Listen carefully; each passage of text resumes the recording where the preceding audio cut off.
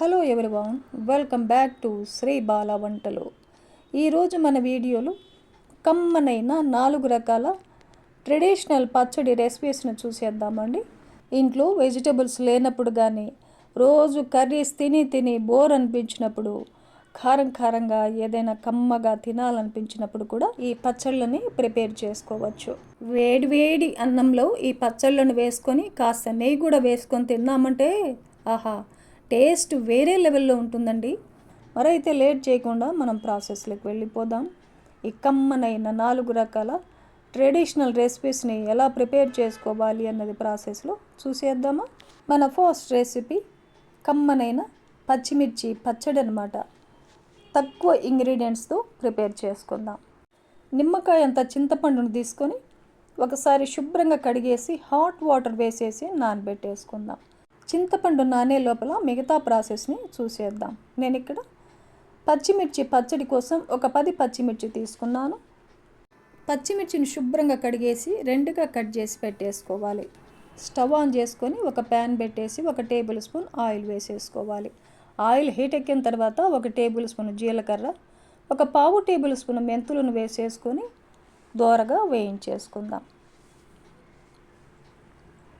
స్టవ్ని లో ఫ్లేమ్లో పెట్టేసుకొని వేయించుకోవాలి. ఇవి ఇలా వేగిన తర్వాత కట్ చేసి పెట్టుకున్న పచ్చిమిర్చిని వేసేసుకొని వేయించుకుందాం. పచ్చిమిర్చికి ఆయిల్ అంతా పట్టేలాగా ఒకసారి బాగా కలిపేసుకొని మూత పెట్టేసి లో ఫ్లేమ్లో 2 నిమిషాల పాటు మగ్గనివ్వాలి. పచ్చిమిర్చి ఎంత బాగా వేగితే పచ్చడి టేస్ట్ అంత బాగుంటుందన్నమాట. చూడండి, పచ్చిమిర్చి అంతా ఇలా బాగా వేయించుకోవాలి. ఇప్పుడు స్టవ్ ఆపేసి చల్లారనిద్దాం. పూర్తిగా చల్లారిన తర్వాత మిక్సీ జార్లో వేసేసుకుందాం. టేస్ట్కి సరిపడా సాల్ట్ను వేసేసుకొని హాట్ వాటర్లో నానబెట్టుకున్న చింతపండును వేసేసుకోవాలి. పచ్చడి మిక్సీ పట్టుకునేటప్పుడు మధ్యలో టేస్ట్ చేస్తూ పచ్చడి కారానికి తగినట్టుగా చింతపండును వేసేసుకొని మిక్సీ పట్టేసుకోవచ్చు. పచ్చడి ఎక్కువగా కారం అనిపించినప్పుడు ఇంకొంచెం చింతపండును నానబెట్టేసుకొని వేసేసుకొని మిక్సీ పట్టేసుకోవచ్చు. ఇప్పుడు మూత పెట్టేసి ఇలా మిక్సీ పట్టేసుకోవాలన్నమాట.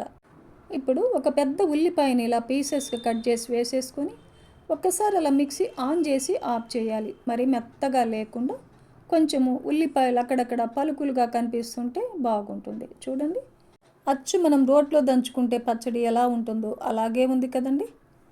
ఇప్పుడు ఈ పచ్చడినంతా ఒక బౌల్లో తీసుకున్నామంటే కమ్మనైన పచ్చిమిర్చి పచ్చడి మనకు రెడీ అయిపోతుంది. వేడి అన్నం పెట్టేసుకొని పచ్చడి కొద్దిగా నెయ్యి కూడా వేసేసుకొని కలిపేసుకొని తిన్నామంటే అద్భుతంగా ఉంటుంది.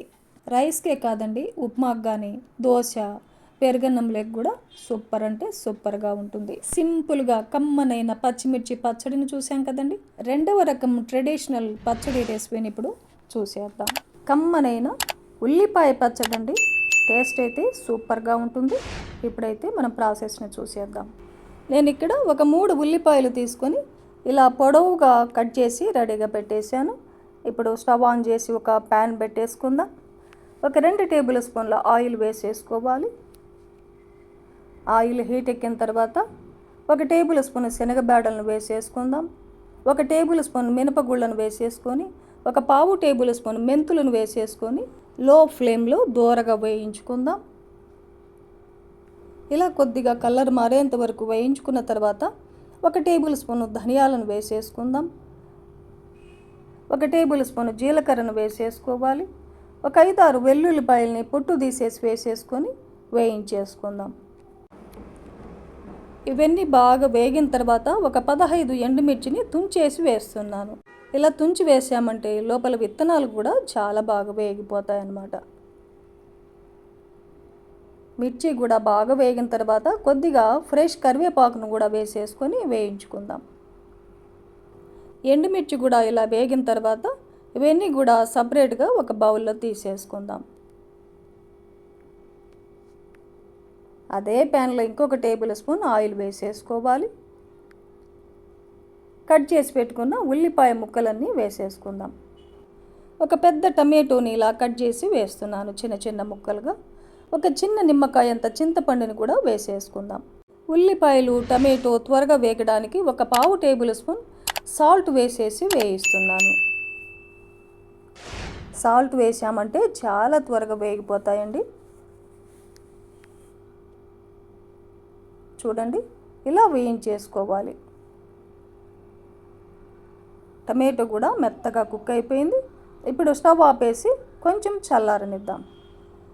ఇవి చల్లారే లోపల ముందుగా వేయించుకున్న ఎండుమిర్చి, పప్పు ధాన్యాలన్నీ వేసేసుకొని, ఉల్లిపాయలు, టమాటోలు వేగడానికి 1/2 టేబుల్ స్పూన్ సాల్ట్ వేసాం కదా, ఇంకో 1/2 టేబుల్ స్పూన్ సాల్ట్ వేసేసుకొని మూత పెట్టేసి మిక్సీ పట్టేసుకుందాం. ఇలా మిక్సీ పట్టేసుకోవాలి. ఇప్పుడు వేయించి పెట్టుకున్న టమాటో, ఉల్లిపాయలు ఇవన్నీ కూడా వేసేసుకొని ఇంకొకసారి మిక్సీ పట్టేసుకోవాలి. అవసరమైతే కొద్దిగా వాటర్ని యాడ్ చేసి మిక్సీ పట్టేసుకోవచ్చు. చూడండి, కొంచెం బరకగా మిక్సీ పట్టేసాను నేను. రైస్లో తినడానికి చాలా బాగుంటుందని. మీరు కావాలంటే మెత్తగా అయినా మిక్సీ పట్టేసుకోవచ్చు. స్టవ్ ఆన్ చేసుకొని ప్యాన్ పెట్టేసుకొని పోపును కూడా పెట్టేసుకుందాం. ఒక 2 టేబుల్ స్పూన్ల ఆయిల్ వేసాను. మీరు కావాలంటే ఆయిల్ని ఇంకా ఎక్కువైనా వేసేసుకోవచ్చండి. ఆయిల్ హీట్ ఎక్కిన తర్వాత పోపు దినుసులన్నీ వేసేసుకుందాం.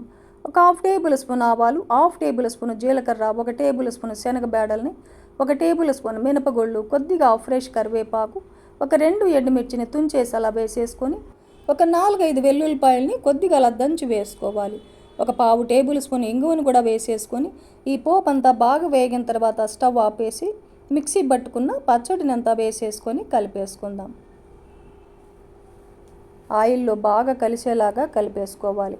ఒకసారి టేస్ట్ చేయండి, సాల్ట్ సరిపోయిందా లేదా అన్నది ఒకసారి చెక్ చేసుకొని అవసరమైతే యాడ్ చేసుకోవచ్చు. ఇక్కడ నాకైతే సాల్ట్ సరిగ్గా సరిపోయిందండి. ఈ పచ్చడిని ఒక సర్వింగ్ బౌల్లో తీసుకుందాం. ఈ ఉల్లి పచ్చడి కమ్మగా చాలా బాగుంటుందండి. వేడి వేడి అన్నంలో కాస్త నెయ్యి వేసుకొని తిన్నామంటే సూపర్గా ఉంటుంది. ఏ టిఫిన్కైనా ఈ పచ్చడిని వేసుకొని తినచ్చు. 3వ రకం పచ్చడిని చూద్దాం. చింతపండు పచ్చడి అండి. 5 నిమిషాల్లో మనం ఈ చింతపండు పచ్చడిని ప్రిపేర్ చేసుకోవచ్చు. మరైతే లేట్ చేయకుండా మనం ప్రాసెస్లోకి వెళ్ళిపోదాం. చింతపండు పచ్చడిని ఎలా ప్రిపేర్ చేసుకోవాలి అనేది ప్రాసెస్లో చూసేద్దాం. నేను ఇక్కడ చింతపండు పచ్చడి కోసం ఒక పెద్ద నిమ్మకాయ అంత చింతపండును తీసుకున్నాను. ఒకసారి శుభ్రంగా కడిగేసి హాట్ వాటర్ వేసేసి నానబెట్టేసుకుందాం. చింతపండు నానే లోపల మిగతా ప్రాసెస్ని చూసేద్దాం. స్టవ్ ఆన్ చేసుకుని ఒక ప్యాన్ పెట్టేసుకొని 1 టేబుల్ స్పూన్ ఆయిల్ వేసేసుకోవాలి. 1 టేబుల్ స్పూన్ ధనియాలని, ఒక 1/2 టేబుల్ స్పూన్ జీలకర్రను వేసేసుకొని లో ఫ్లేమ్లో వేయించేసుకుందాం. ఇవన్నీ బాగా వేగిన తర్వాత చింతపండు క్వాంటిటీకి తగినట్టుగా 20 ఎండుమిర్చి వేస్తున్నానండి. మీరు కారం ఎంత తినగలరో దానికి తగినట్టుగా ఎండుమిర్చిని వేసేసుకోవాలి. ఎండుమిర్చి కూడా బాగా వేగేంత వరకు వేయించుకోవాలి. ఇలా మిర్చి బాగా వేగిన తర్వాత చివరిగా 1 టేబుల్ స్పూన్ నువ్వులను వేసేసుకోవాలి. నువ్వులు చాలా త్వరగా వేగిపోతాయి కదండి, అందుకే చివరిగా వేసేసుకోవాలి. నువ్వులు చిటపట అంటున్నప్పుడు స్టవ్ ఆపేసి కొద్దిగా చల్లారనిద్దాం. ఒక మిక్సీ జార్ పెట్టేసుకుని వేయించుకున్న ధనియాలు, జీలకర్ర, ఎండుమిర్చి ఇవన్నీ కూడా వేసేసుకోవాలి. టేస్ట్కి సరిపడా సాల్ట్ వేసేసుకొని, ఒక 1/2 టేబుల్ స్పూన్ పసుపును వేసేసుకొని, ఒక వెల్లుల్లి గడ్డని పొట్టు తీసేసి వేసేసుకోవాలి. మూత పెట్టేసి మిక్సీ పట్టేసుకుందాం. చూడండి, ఇలా కొద్దిగా బరకగా మిక్సీ పట్టేసుకున్నామంటే మనం రోట్లో దంచుకున్నట్లుగా ఉంటుందన్నమాట. ఇప్పుడు నానబెట్టుకున్న చింతపండు వాటర్ను వేసేసుకొని మూత పెట్టేసి మిక్సీ పట్టేసుకుందాం. చూడండి, ఇలా మిక్సీ పట్టుకున్న పచ్చడికి పోపును కూడా పెట్టేసుకుందాం. స్టవ్ ఆన్ చేసుకొని ఒక ప్యాన్ పెట్టేసుకొని 1 టేబుల్ స్పూన్ ఆయిల్ వేసేసుకోవాలి. ఆయిల్ హీట్ ఎక్కిన తర్వాత పోపు దినుసులన్నీ వేసేసుకుందాం. 1/2 టేబుల్ స్పూన్ ఆవాలు, 1/2 టేబుల్ స్పూన్ జీలకర్ర, 1 టేబుల్ స్పూన్ మినపగుళ్ళు, ఒక 2-3 ఎండుమిర్చిని తుంచేసి వేసేసుకొని కొద్దిగా ఫ్రెష్ కరివేపాకును కూడా వేసేసుకొని, మీరు కావాలంటే 1 టేబుల్ స్పూన్ శనగబేడల్ని, ఒక 1/2 టేబుల్ స్పూన్ ఇంగువను కూడా వేసేసుకోవచ్చండి. ఇప్పుడు ఒక 4-5 వెల్లుల్లిపాయల్ని పొట్టు తీసేసి కొంచెం అలా కచ్చా పచ్చాగా దంచి వేసేసుకొని ఈ పోపు అంతా బాగా వేయించుకున్న తర్వాత స్టవ్ ఆపేసి మిక్సీ పట్టుకున్న చింతపండు పచ్చడిని వేసేసుకుందాం. ఇలా మొత్తం పచ్చడిని అంతా వేసేసుకొని ఈ పోపులో పచ్చడి అంతా బాగా కలిసేలాగా కలిపేసుకోవాలి. సింపుల్ అండ్ టేస్టీ చింతపండు పచ్చడి మనకు రెడీ అయిపోయింది. డిష్ అవుట్ చేసేసుకుందాం. 5 నిమిషాల్లో మనం ఈ పచ్చడిని ప్రిపేర్ చేసుకోవచ్చు. అన్నంలో ఈ పచ్చడి వేసుకొని తిన్నామంటే తినే కొద్దీ ఇంకా తినాలనిపిస్తుందండి. అంత టేస్టీగా ఉంటుందన్నమాట. పుల్లగా కారంగా సూపర్గా ఉంటుందండి. రైస్కే కాదండి, ఎన్ని రకాల టిఫిన్స్కైనా ఈ చింతపండు పచ్చడి వేసేసుకొని కమ్మగా తినేయవచ్చు. 4వ రకం పచ్చడిని చూద్దాం. పండు మిర్చి, పచ్చి కొబ్బరితో కమ్మనైన పచ్చడిని ప్రిపేర్ చేసుకుందామండి. ఈ పచ్చడి రైస్కే కాదు, ఎన్ని రకాల టిఫిన్స్ లేకైనా ఈ పచ్చడి వేసుకొని తిన్నామంటే టేస్ట్ చాలా చాలా బాగుంటుంది. నిమ్మకాయ అంత చింతపండును తీసుకుని ఒకసారి శుభ్రంగా కడిగేసి హాట్ వాటర్ వేసేసి చింతపండుని నానబెట్టుకుందాం. చింతపండు నానే లోపల మిగతా ప్రాసెస్ని చూసేద్దాం. స్టవ్ ఆన్ చేసుకొని ఒక ప్యాన్ పెట్టేసి 1 టేబుల్ స్పూన్ ఆయిల్ వేసేసుకోవాలి. ఆయిల్ హీట్ ఎక్కిన తర్వాత ఒక 2 టేబుల్ స్పూన్ల ధనియాలని, 1 టేబుల్ స్పూన్ జీలకర్రను వేసేసుకొని మీడియం ఫ్లేమ్లో ఇవన్నీ కూడా దోరగా వేయించుకోవాలి. ఇవన్నీ కూడా ఇలా వేయించుకొని సపరేట్గా ఒక మిక్సీ జార్లో తీసేసుకుందాం. మళ్ళీ అదే ప్యాన్లో 1 టేబుల్ స్పూన్ ఆయిల్ వేసేసుకొని నేను ఇక్కడ 8 వరకు పండుమిర్చిని 2గా కట్ చేసి వేస్తున్నానండి. కొన్ని పండుమిర్చి అయితే కారం చాలా తక్కువ ఉంటాయి, కొన్ని అయితే చాలా ఎక్కువ కారం ఉంటాయి. అవి చూసుకొని మీరు ఎంత కారం తినగలరో దానికి తగినట్టుగా పండుమిర్చిని వేసేసుకోవాలి.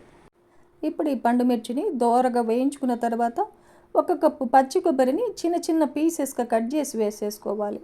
కొబ్బరిని కూడా ఒక 2 నిమిషాల పాటు లో ఫ్లేమ్లో వేయించుకోవాలి. పండుమిర్చి, పచ్చి కొబ్బరి ఇలా బాగా వేయించుకున్న తర్వాత స్టవ్ ఆపేసి చల్లారనిద్దాం. ముందుగా వేయించి పెట్టుకున్న ధనియాలు, జీలకర్రని మూత పెట్టేసి మిక్సీ పట్టేసుకోవాలి. చూడండి, కొంచెం ఇలా బరకగా మిక్సీ పట్టేసుకొని వేయించి పెట్టుకున్న పండుమిర్చి, పచ్చి కొబ్బరి, టేస్ట్కి సరిపడా సాల్ట్, హాట్ వాటర్లో నానబెట్టుకున్న చింతపండు, మిక్సీ పట్టుకోవడానికి అవసరమైతే చింతపండు నానబెట్టుకున్న వాటర్ని వేసేసుకొని పొట్టు తీసేసి ఒక 7-8 వెల్లుల్లిపాయలను కూడా వేసేసుకొని మూత పెట్టేసి మిక్సీ పట్టేసుకుందాం. చూడండి, ఇలా కొంచెం బరకగా మిక్సీ పట్టుకున్నామంటే మిక్సీలో కూడా మనం రోటి పచ్చడిలాగా ప్రిపేర్ చేసుకోవచ్చు. ఇప్పుడు ఈ పచ్చడికి పోపును కూడా పెట్టేసుకుందాం. స్టవ్ ఆన్ చేసి ఒక ప్యాన్ పెట్టేసుకొని 2 టేబుల్ స్పూన్ల ఆయిల్ వేసుకోవాలి. ఆయిల్ హీట్ ఎక్కిన తర్వాత 1/2 టేబుల్ స్పూన్ ఆవాలు, 1/2 టేబుల్ స్పూన్ జీలకర్ర, 1 టేబుల్ స్పూన్ శనగబేడల్ని, ఒక 2-3 ఎండుమిర్చిని తుంచేసి వేసేసుకొని ఈ పోపునంతా వేయించుకోవాలి. చివరగా కొద్దిగా ఫ్రెష్ కరివేపాకును కూడా వేసేసుకొని వేయించుకుందాం. ఇలా వేయించుకున్న తర్వాత స్టవ్ ఆపేసి మిక్సీ పట్టుకున్న పచ్చడినంతా వేసేసుకొని కలిపేసుకోవాలి. కమ్మనైన పండుమిర్చి, పచ్చి కొబ్బరి పచ్చడి మనకు రెడీ అయిపోయింది. డిష్ అవుట్ చేసుకుందాం. చాలా ఈజీ కదండి. రైస్లో కానీ చపాతీ, రోటీ, దోశ, పుల్కా ఇలా టిఫిన్స్ కూడా ఈ పచ్చడి చాలా బాగుంటుందండి.